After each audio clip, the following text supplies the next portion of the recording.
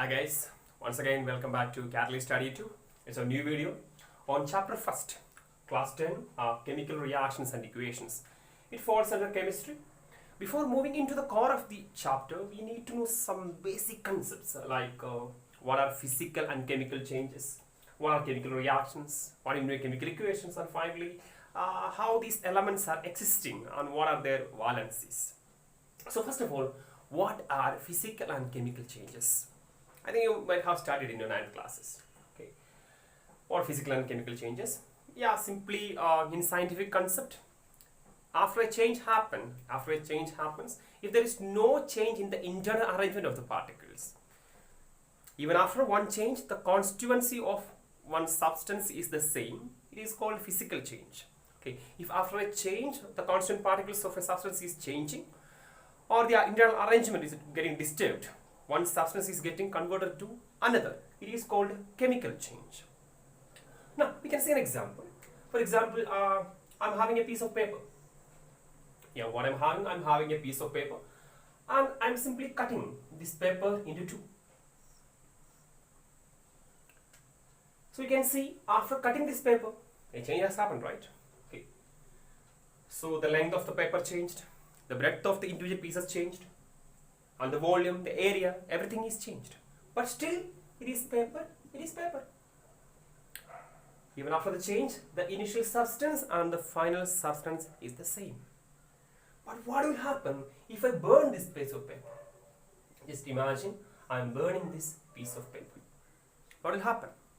Yeah, this paper will get converted to ashes, right?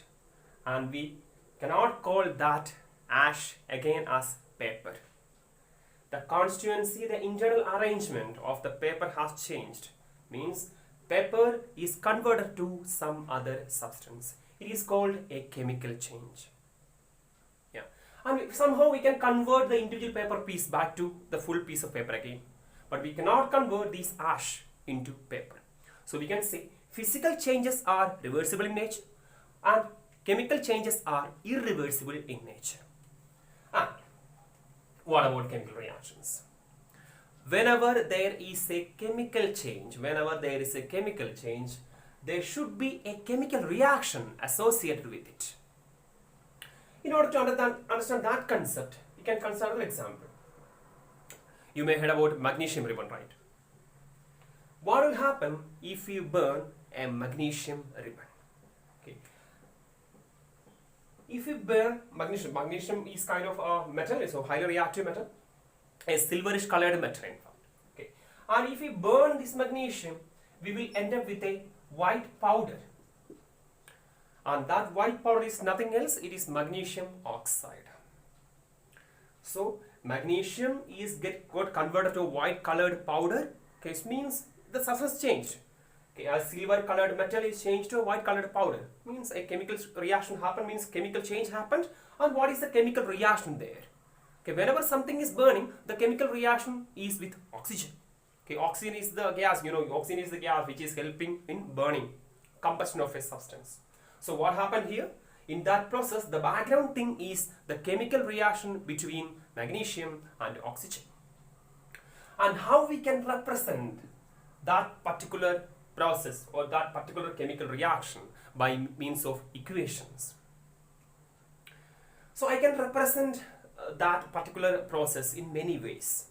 Means, first of all, in a descriptive level, I can say when magnesium ribbon burnt in oxygen, it is converted to magnesium oxide. It's quite a bit complex, right? It's quite a bit lengthy. So, and in order to reduce the complexity, in order to reduce the length of that thing, what we are having equations like magnesium plus oxygen gives magnesium oxide. Again, it is too far lengthy, right? It is too bit lengthy. Scientists always try to adopt some simpler mechanisms. Okay, not these much lengthy, simpler mechanisms.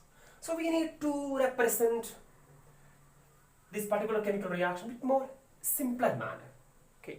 For example, what is the symbol for magnesium? Yeah, we know the symbol for magnesium is Mg, right?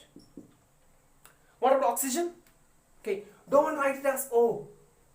For that we need to know what are the existence and valency of elements. First of all, you need to know majority of metals, almost all metals in fact, almost all metals and noble gases exist as uniatomic elements or simply monoatomic elements. Okay, so all the metals and noble gases exist as monoatomic elements. Okay, since magnesium is metal, we can directly use, yes, magnesium is Mg, no problem. But what about oxygen? Oxygen exists as a diatomic, in fact a homodiatomic molecule. Means oxygen exists in the nature as O2, nitrogen N2, hydrogen H2, chlorine Cl2, bromine Br2, iodine I2. Okay, and some others are there. They never exist as monoatomic molecules or diatomic. They are polyatomic molecules like phosphorus P4, sulfur X6. So first we need to understand how an element is existing in the nature before writing a chemical equation. Since we are having oxygen and the stable state of oxygen is O2, we can write as Mg plus O2. And now the critical part, we need to know what is the chemical formula of magnesium oxide.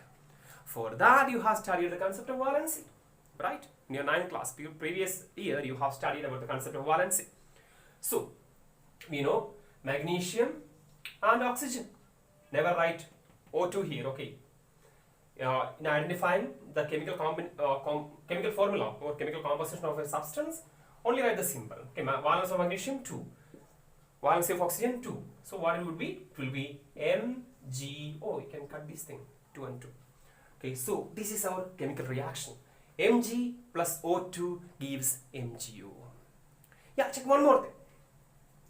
Suppose we are adding some zinc granules into a conical flask containing dilute HCl. What we are doing? We are adding some zinc granules in a conical flask which is containing dilute HCl. Okay, and what we can observe? We can observe some bubbles are coming out, or some gas is coming out. Okay, and which is that gas? Okay. In fact, we can, from the earlier understanding, we know that particular gas is hydrogen. Okay, and you can see some new products are forming here.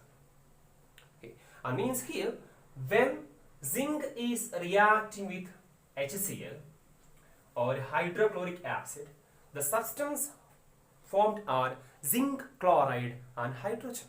Okay, look at this. When zinc is a metal, so you can use the monoatomic formula. Okay, zinc plus hydrochloric acid. Yeah, we all know what is that, HCl, and which gives zinc chloride.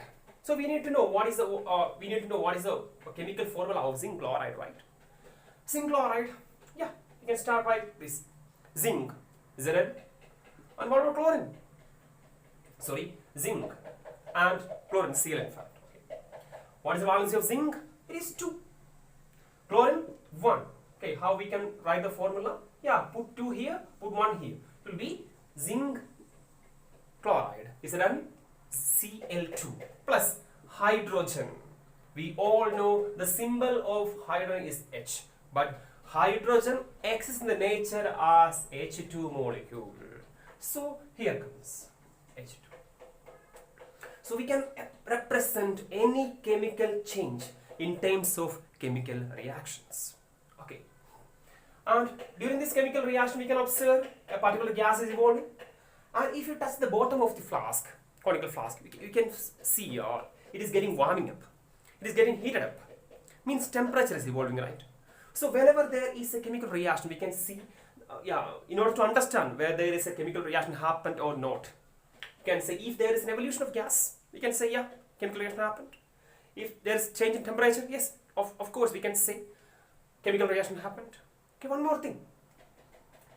If we add potassium iodide in lead nitrate, okay, if you add potassium iodide solution in lead nitrate solution, okay, and you already know potassium iodide is a colorless solution and lead nitrate is also a colorless solution, okay, And what we can see is when potassium iodide is mixed with lead nitrate, we will get an yellow colored substance. Means a chemical change happened there. And what is the indication? Yes, of course, we can see there is a change in color. So, how we can understand a chemical reaction happened or chemical change happened? First of all, look for, is there any change in color?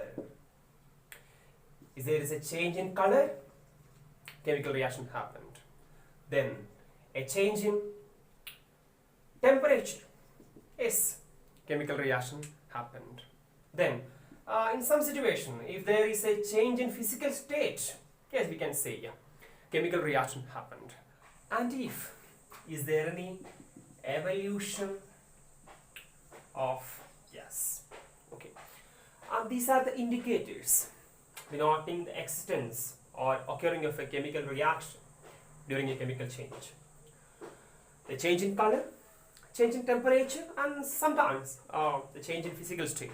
And finally, evolution of gas. It can be hydrogen, it can be carbon dioxide, it can be ammonia, some situation might be water vapor or steel or something.